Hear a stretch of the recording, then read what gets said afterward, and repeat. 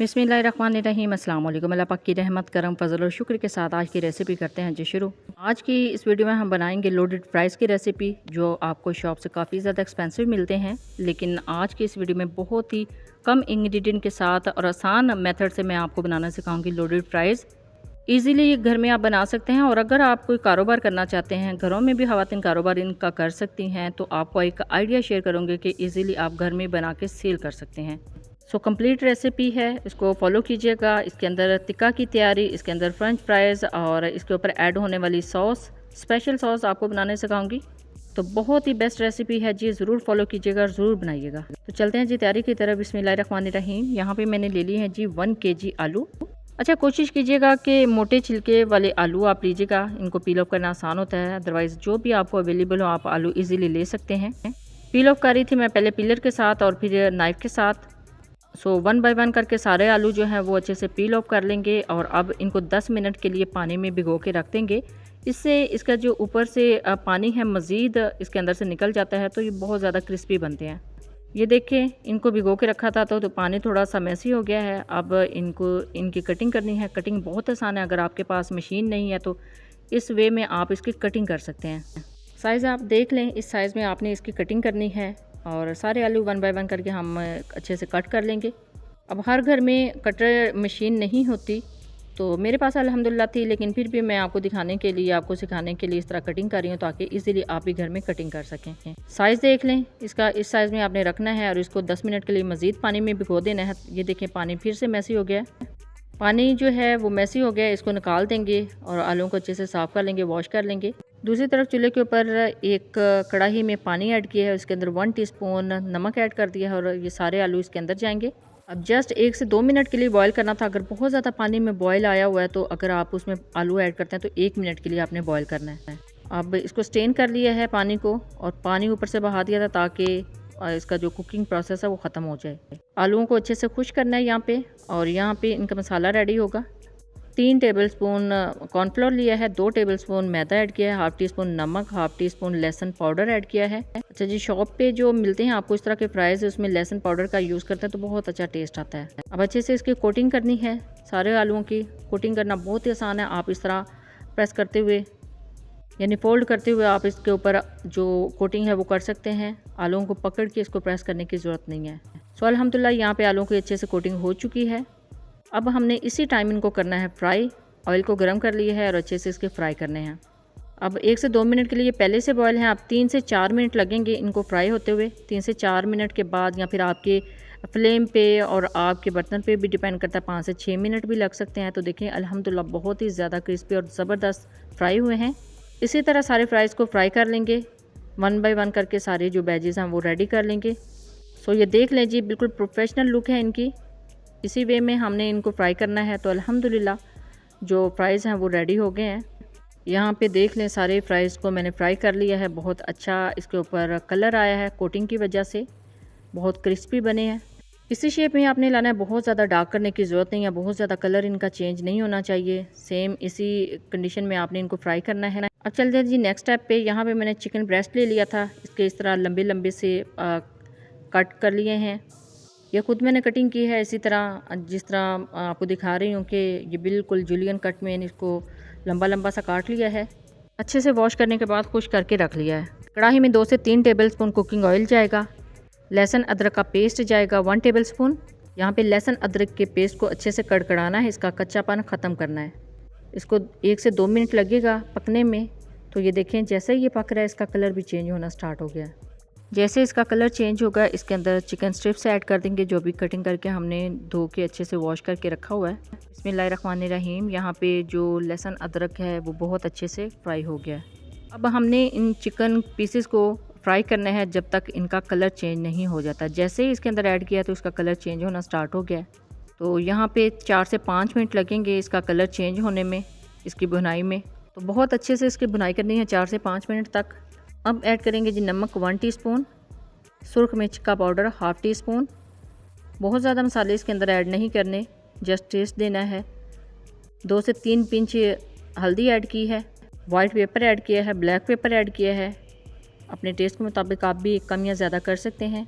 अब अच्छे से इसकी मिक्सिंग करनी है, बहुत अच्छी से खुशबू आना स्टार्ट हो जाएगी जैसे ही आप मसाला जात ऐड करेंगे। अब मज़ीद इसके अंदर कुछ मसाले जाएंगे, भुना हुआ ज़ीरा पाउडर ऐड करेंगे और भुना हुआ धनिया पाउडर थोड़ा सा ऐड करेंगे। इससे भी बहुत अच्छी खुशबू आना स्टार्ट हो जाएगी और बहुत अच्छा टेस्ट इसके अंदर से आएगा इन सारे मसाला जात का। अब यहाँ पे इसका कलर भी चाहिए, इसका टेस्ट भी चाहिए, तो थोड़ा सा सोया सॉस इसके अंदर ऐड करेंगे। कलर देने के लिए थोड़ा सा सोया सॉस ऐड करेंगे, 2 से 3 टेबलस्पून, और यहाँ पे 2 से 3 टेबलस्पून ही पानी ऐड करेंगे ताकि चिकन स्ट्रिप्स थोड़े से सॉफ्ट हो जाएं। इनको मज़ीद सॉफ्ट करने के लिए इनको यहाँ पे कवर लगा देंगे 4 से 5 मिनट के लिए। 4 से 5 मिनट तक इसको कुक करना है इस तरह कवर करके। तो ये काफ़ी हद तक पानी खुश्क हो गया है। अब इस स्टेज पे थोड़ा सा सिरका ऐड करेंगे, आप चाहें तो लेमन जूस भी ऐड कर सकते हैं। अब इस सिरके में थोड़ा सा इसको पकाना है ताकि ऑयल जो है वो थोड़ा सा सेपरेट हो जाए, नज़र आए आपको। लेकिन उससे पहले इसके टेस्ट को इन्हेंस करने के लिए पिज़्ज़ा सॉस ऐड कर देंगे।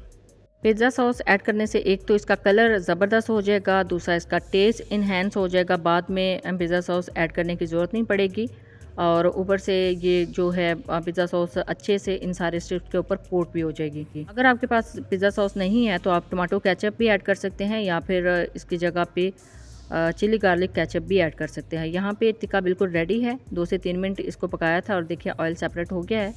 इसको डिश आउट कर लेते हैं, इसको बाद में यूज़ करेंगे। अब चलते हैं नेक्स्ट स्टेप की तरफ। यहाँ पे हमने एक सॉस रेडी करनी है, बहुत स्पेशल, बहुत मज़े की। तो उसके लिए 2 टेबलस्पून कुकिंग ऑयल लिया है। 1 टीस्पून इसके अंदर जाएगा लहसुन पेस्ट, खाली लहसुन पेस्ट है, इसमें अदरक का यूज़ नहीं किया। तो इसको पकाना है, इसका कच्चापन ख़त्म करना है। इस सॉस के अंदर लहसुन का टेस्ट नहीं आना चाहिए, इसी वजह से पहले आपने लहसुन को अच्छे से पका लेना है। अब 2 टेबलस्पून यहाँ पे मैंने मैदा ऐड किया है। मैदे को ऐड करने के बाद अच्छे से इसकी भुनाई करनी है।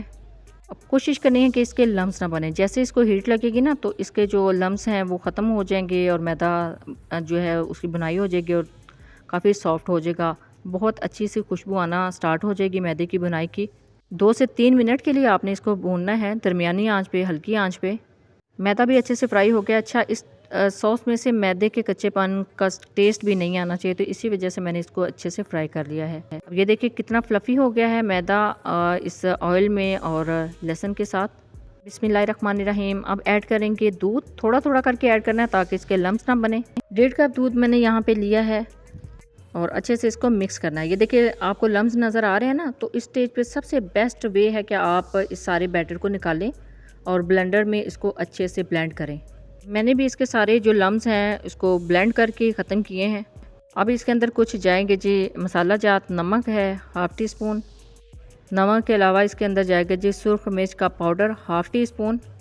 सुरख मिर्च का पाउडर ऐड कर दिया है। और अब इसके अंदर जाएगा जी सफ़ेद मिर्च का पाउडर, काली मिर्च का पाउडर 2 से 3 चुटकी, धनिया पाउडर थोड़ा सा डालना है, बहुत अच्छी सी खुशबू आती है।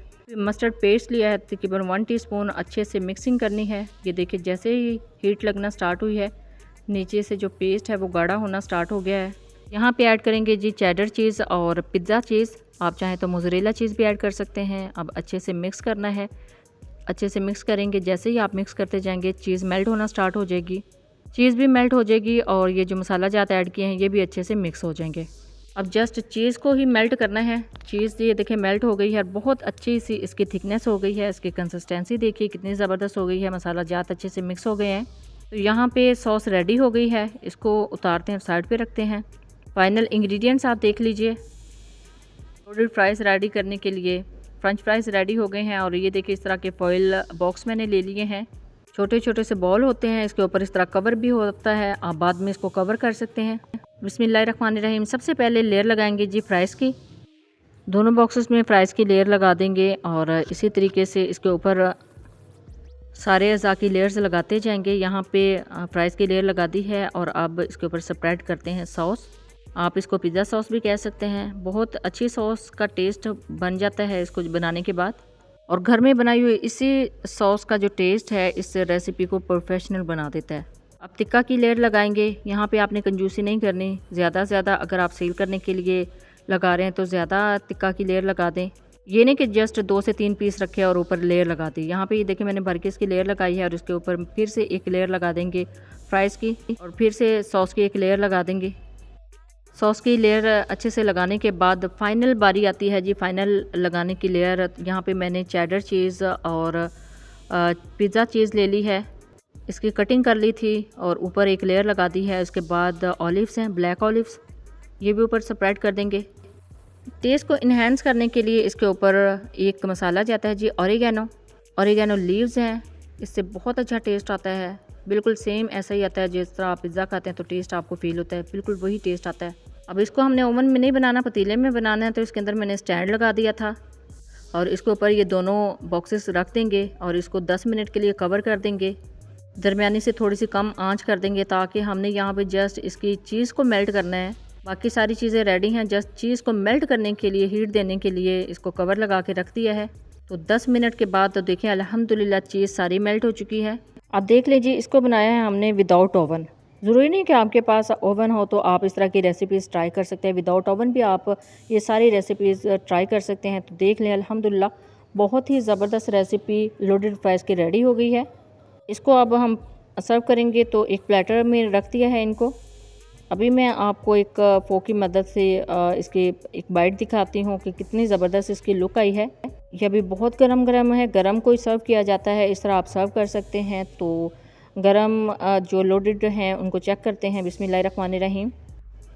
चलें जी, ये देखें कितनी ज़बरदस्त इसके अंदर इस तरह के स्ट्रेच आया है चीज़ के अंदर। बहुत ही ज़बरदस्त ये लोडेड फ्राइज़ की रेसिपी घर में रेडी हो गया। आप भी इजीली इसको घर में रेडी कर सकते हैं। अगर आप सेलिंग पर्पज़ के लिए बनाना चाहें तो वो भी बना के इस तरह सेल कर सकते हैं। तो ये थी जी आज की रेसिपी। आई होप आपके लिए काफ़ी ज़्यादा इंफॉर्मेटिव रही होगी। जब भी बनाएं अपना फीडबैक ज़रूर दीजिएगा, दुआओं में ज़रूर याद रखिएगा। अल्लाह हाफ़िज़। Thanks for watching.